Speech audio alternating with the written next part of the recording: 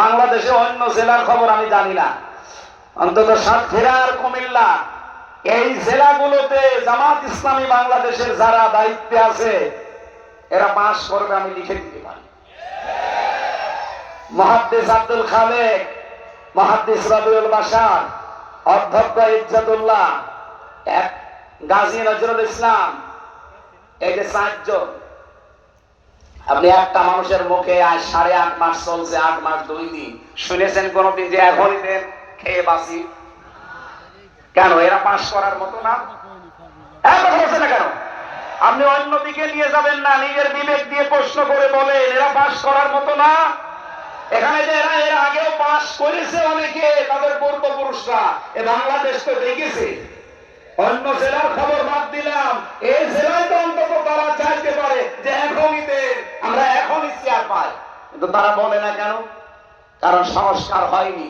ওই 1628 জন মানুষ যারা এই জালেমকে টিকিয়ে রেখেছিল, এই ভুয়া 3টা নির্বাচন করেছে, ওই ডিসি, ওই এসপি, ওই টিওনো, ওরা এখনো আছে।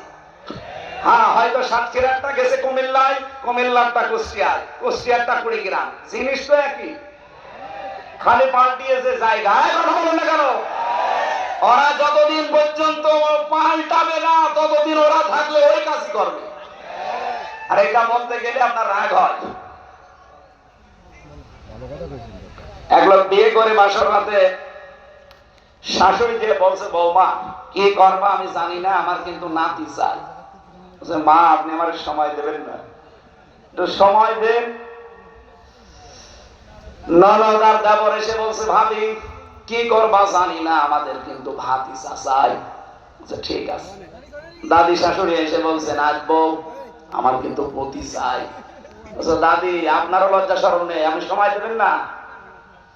স্বামী এবার এসে বলছে, আমি ঘুমিয়ে পড়লাম, আমার কিন্তু বেবি চাই।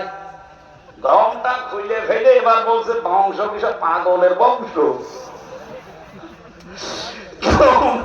তোমার মা, তোমার ভাই বোন, তোমার দাদি সব এসে বলে কারো ভাতিজা লাগবে, কারো পুতি লাগবে, কারো নাতি লাগবে, আর তোমার বেবি লাগবে, আর তুমি পড়ছো ঘুমিয়ে, আমি কি ডাউনলোড করে নিয়ে আসি?